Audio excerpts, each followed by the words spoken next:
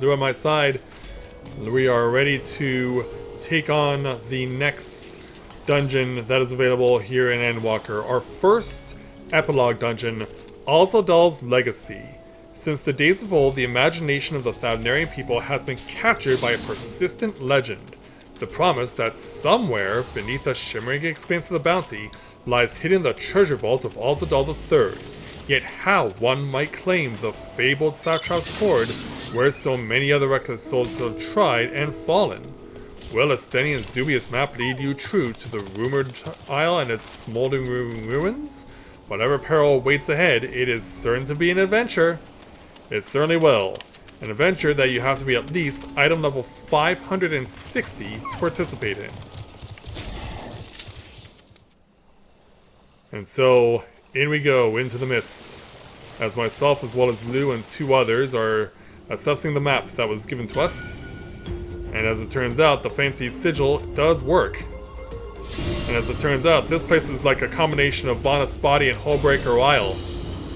All rolled into one, and giving us our first epilogue dungeon here in Endwalker, Alzadaal's Legacy. I've got the map in hand. I'm going to put it in my invisible back pocket. And so off we go. 3 female Mikote and some random stranger.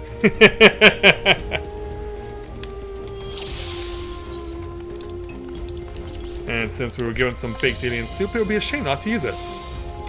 Alright, here we go. So around the corner.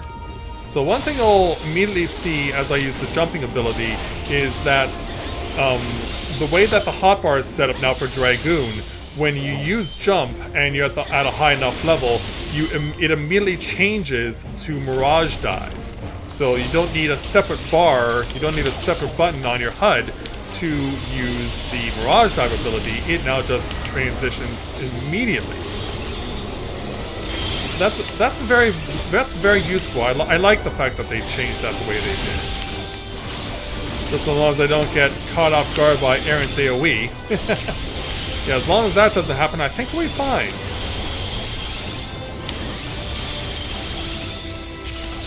Alright, going out, going in. Oh, come on. Gotta get this off. Gotta help out my team. Alright, here's Kogon Astron, and because I've now got a space on the hotbar freed up, I've now moved Stardiver up to my first hotbar.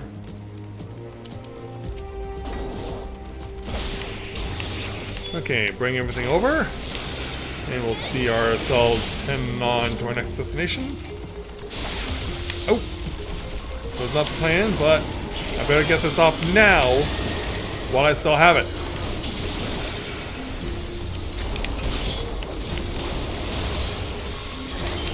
Let's start spamming groups. Let's start spamming my AoE attacks. Yeah, the music is very mellow here. Oh, but that is not mellow. That would be bad breath if I am not mistaken. Take this.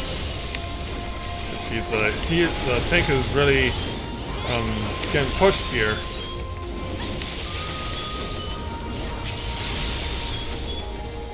Look out.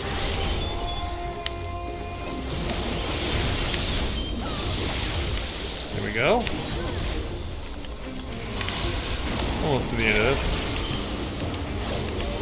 And down goes the Morbull. Or whatever it is they're calling it. So, the fancy... You may have noticed the fancy map not only made us a bridge, 2 bridges in fact, but also part of the waterfall for us. And it gives us a clean line to mini-boss number 1. This thing you could say is like a weird version of Ultros. The boss that we're fighting here. Here there, Lou. Take one of these. So this Ultros wannabe Ambu Jam here, we'll start with a tentacle dig. And the dig is going to be basically indicating a tracing of an AoE circle, which we want to dodge. And which they did not. Yeah, it's going to be everyone's first time, so figuring out the pattern is going to be something that's going to need to be done.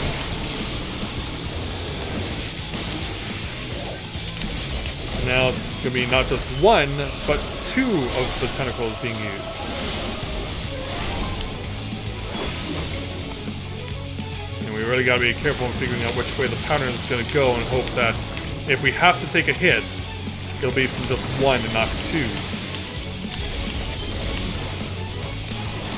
Yeah, it does take a long time to set up, and even then, figuring out the pattern is a bit weird, but now we have this situation. Yeah, trying to get out of the way, although it didn't work out quite that time, but yeah, you really have to make sure you're staying evasive, because the AoE closes down very quickly.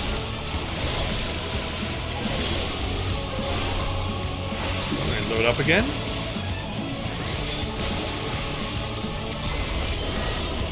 And use my fancy little moves to weaken the ambush aim further.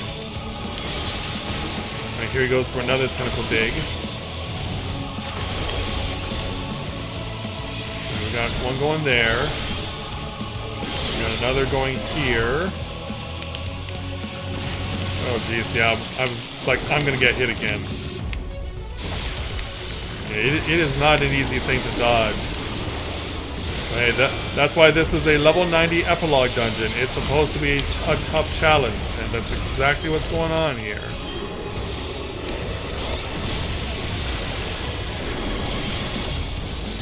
Yeah, throw myself a little second wind to keep myself going.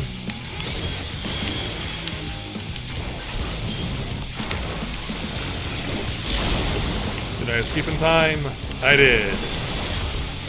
Alright, from here we can basically coast to the finish. And there we go. First mini-boss down. So let's open up the treasure chest. So now we have Darbar equipment, and this equipment comes in at item level 575. And you do need to interact with this portal in order to make yourself go underwater. Yeah, because this is kind of like the Drowned City of Scala in a way.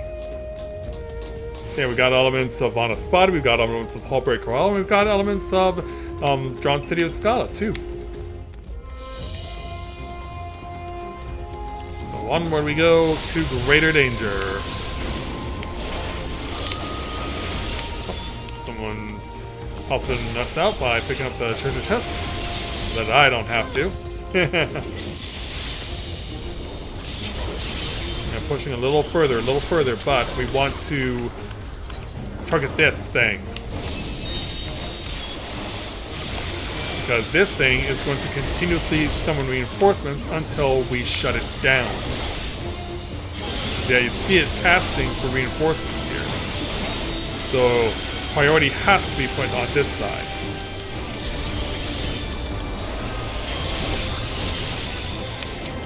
Once it's down, then we can take care of everything else. Yeah, a little help for you guys. There you go, ladies.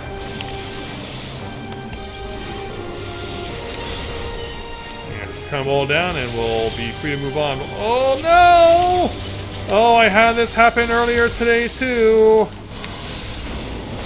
We couldn't save it then. Can we save this though? Oh god. At least let me land a blow. Let me land a blow. Do something. Ah. And that's going the other way. Okay. Crisis averted. Crisis averted. Oh. Yeah, definitely getting hit by the day one shocks of these healers. Now we gotta wait for the tank to come back because the healer never bothered to raise the tank. Alright then. Yeah, and this is a mentor no less. So, someone who can lay claim to having cleared the Savage of Bahamut 9.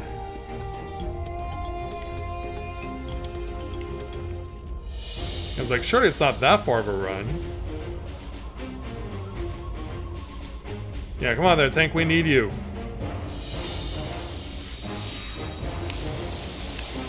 Oh, Lou getting fancy with the samurai moves. And we're heading on off. We're just gonna chill out for a while. In the meantime, open this chest.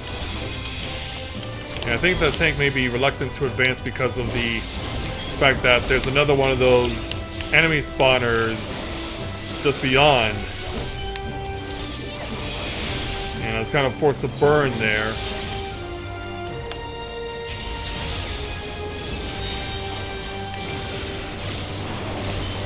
Alright, drop everything you got.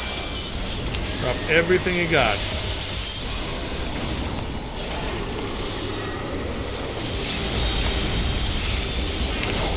Oh, crap! Ah, these things are playing defense. I was targeting the wrong thing. It's like, ah.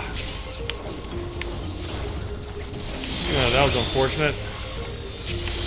Yeah, I thought I was targeting the big guy, but no, I was targeting one of his little lackeys.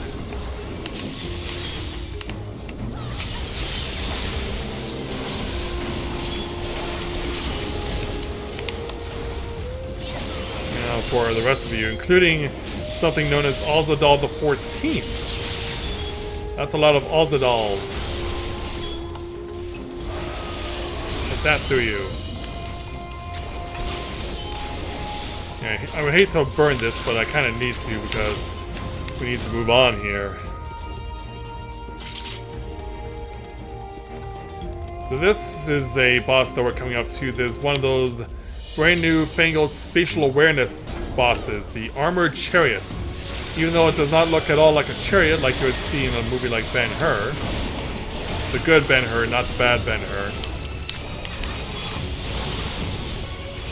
So everything is based on which way the shield is facing.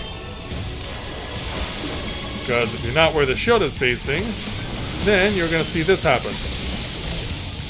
Yeah, it's reflecting the lasers, and doing so in a very painful way. And it does have continuous damage effects, DOT effects. You'll have to stay it up to get yourself in trouble.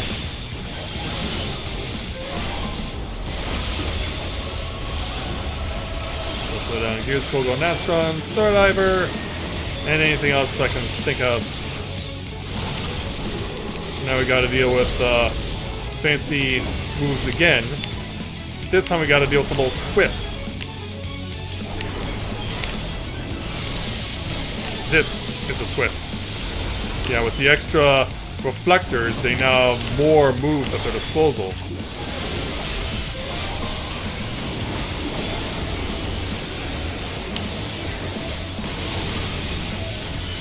I'm gonna try and get some of my health back. Alright, face over here.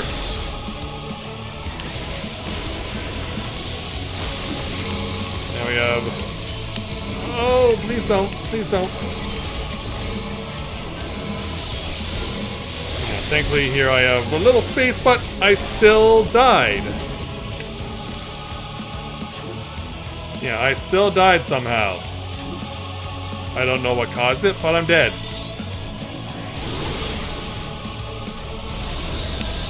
And I could be dead again real soon unless I do this mech right. Oh. Well, thankfully, this is a white mage, so she had benediction at her disposal. Lucky me.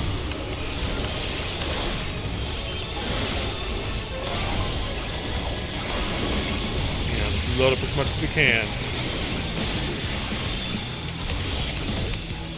Yeah, no need to worry about the tank buster going on over there.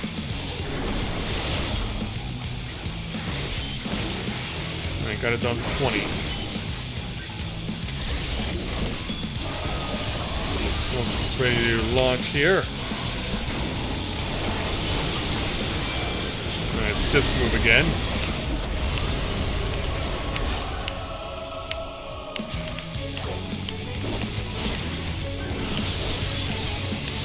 it's such a delicate, very narrow thing.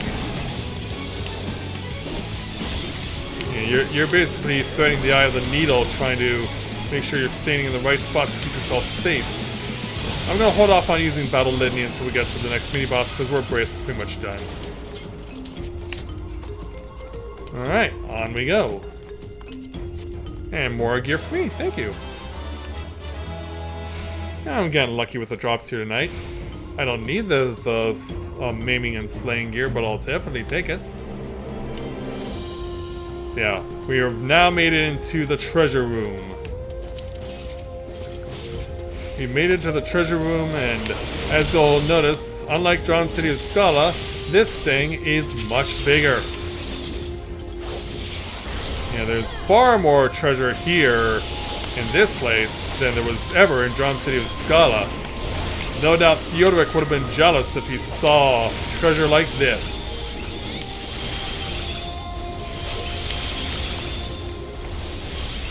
Yeah, give it everything you got, everyone. Let's make sure the tank doesn't die on the heater's watch. Oh, keep going, keep going.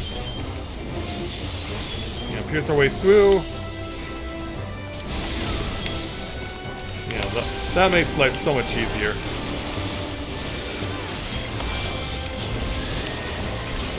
And even though we can't have all this treasure for ourselves, there are these treasure coffers we can open.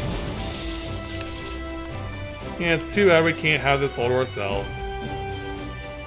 But such is the way of the nature of the game. You can clearly see how much treasure they've been hoarding in this place. It's crazy! And perhaps to no real surprise, there are mimics around here. I think is holding back.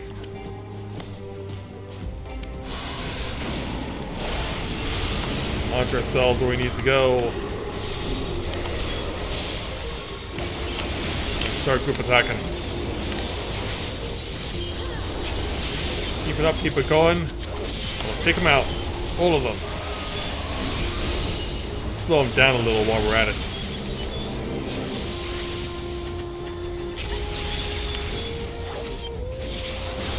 Alright, here's Kogol. It is on standby. Just need to get the green light to use it.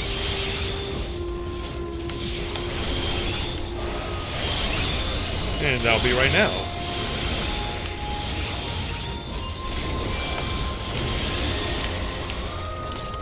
Just one more enemy to go. And it's down. And we'll immediately go to see what kind of boss we're taking on. The door opens up. The stones crumble away. So what lurks within? Yeah, it turns out we have this boss named Kapikulu. And it looks like a giant clown is what it looks like. Yeah, it's like they took the banners from Bardam's medal and turned it into this thing. But I can assure you, this thing is actually inspired by something very different, as you will soon see. Well, I say inspired by something else, but I guess it's up to your interpretation. Yeah, this thing really does look like a clown. But as you're about to see, the outside is about to become a lot more dangerous. It's now Mega Man. And we now have to deal with all this, and a whole lot more, because we got this AoE, but that's not all that's going to be worried about. We're going to have getting wrapped on all these banners and streamers, and we now have to drive ourselves, while completely dizzy, around the safety and avoid the spikes at all costs. And this is going to happen again. So you have to navigate your way around the spikes while completely dizzy. You can't break off your dizziness because you're stuck in it. I can only imagine how figure skaters would feel after spinning that much for that long. It's second nature to them. But that's basically what we're dealing with. So much so that I've when I was doing this earlier today, I started referring to this boss as Clown Man, which is boss from Final Fantasy, or not Final Fantasy, but Mega Man 8. So now he's going to choose a colored banner to target. He's targeting yellow, so we want to stay in the green. We're staying next to the green.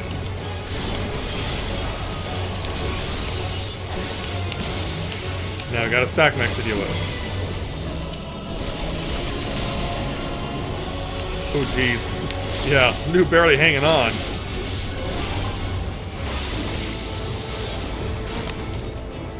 And here we go, it's time for the getting wrapped up round 2. This time the spin is for longer. Not only that, but now there's an added element of danger, like trying to stay out of the middle. And hoping that you stay away just long enough. Oh, turn, turn, turn! Because yeah, he has a little follow-up as well. Yeah, Lou was bad at driving and died. Couldn't drive himself to safety enough. But there is a way, if you were paying attention, there's actually a finger like you see in the Royal City Rabbanaster in the final boss battle. There you'll have a spinning finger over your head that points you where you're going to go when you start moving. So there's a similar thing that's used here. And that can show you where you're going to go and where best to point yourself. Basically, you're just trying to let the finger do the leading, but you do kind of need to use the camera's positioning as well. Also, I need to stand over by a yellow banner because he's targeting a green.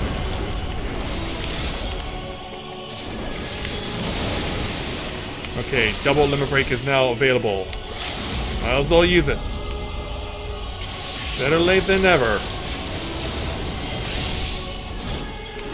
Alright, go. And that took up a large chunk of the remaining health. And those streamers are gonna indicate our victory. And Clown Man is going down.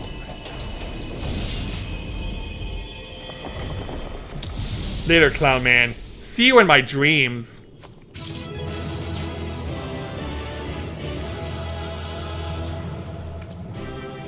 And there we go. The first epilogue dungeon is done.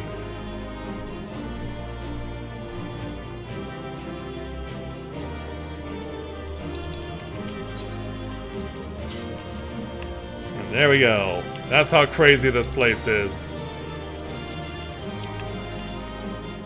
No lack of wild stuff to take on, and definitely the Clown Man inspired fight at the end made things very interesting.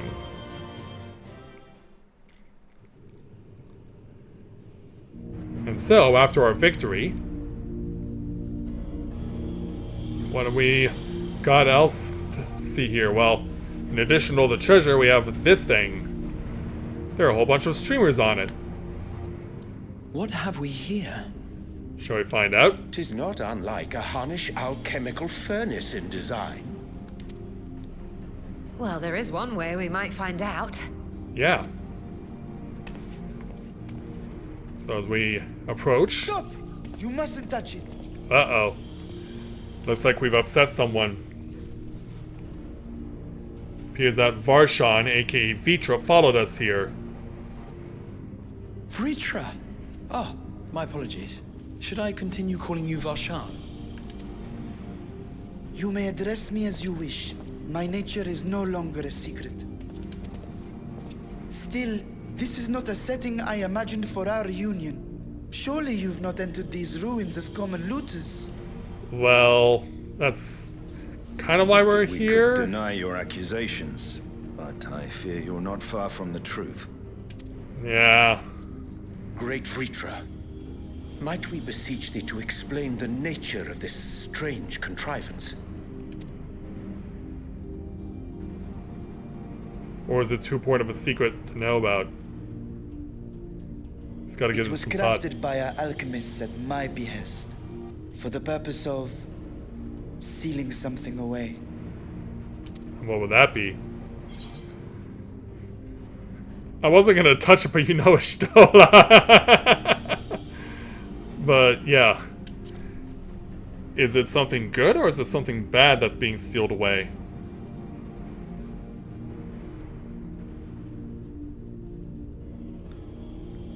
Perhaps I should simply show you. Yeah, that would help.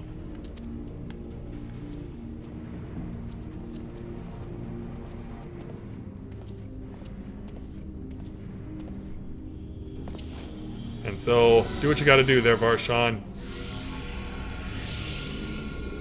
Show us what this fancy little device is all about. There we go, the fancy streamers, and whoa.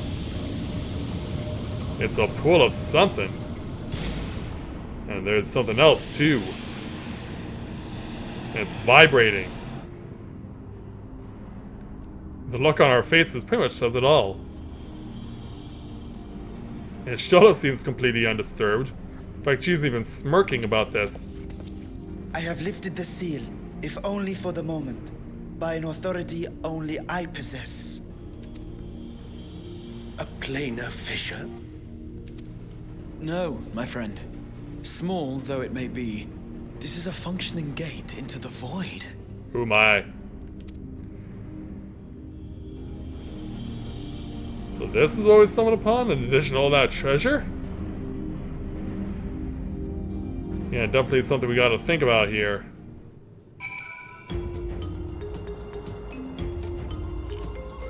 So we don't leave the dungeon straight away, but we will speak with Graha. Void gates and fissures are much the same thing in practice, in the sense that both allow passage between the Source and the 13th. The difference in terminology refers to the circumstances of their creation. A fissure is an incidental tear in the fabric between worlds, whereas a void gate is the product of deliberate action. I suspect this is the latter, judging by the elaborate mechanism put in place to control it. To think that our search for return riches would lead to this priceless discovery! That swirling emptiness. It puts me in mind of old friends, not to mention old foes. It certainly does. So we will take our 4,839 gil, which I guess, out of all the treasure in here, is all that we're gonna have to settle for.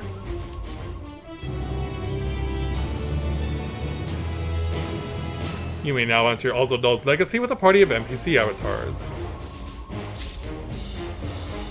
And so, yeah. I mean, Varshan, if you'll allow me to step past you, but damn. We can't get really all that close, but look at this thing. It's not that big, but boy. Who knew that they had this, of all places, to have something like that? But what are we gonna do with it exactly? That's the big question.